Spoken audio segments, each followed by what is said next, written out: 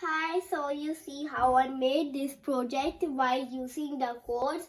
So first, welcome back, and I made some codes, and the blue one are the main one for the sensor. This is a sensor. You see this white thing? This moves and helps Quarky to understand where he is going. Well, you know who is Quarky? It is him. His name is Quarky. He is a robot which can literally do anything you want.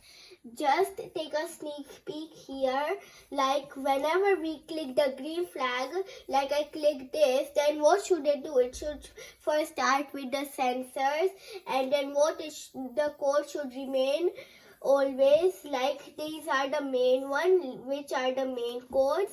Like if the IRR code is active and the other IRL code is active. So you see this guy moving here.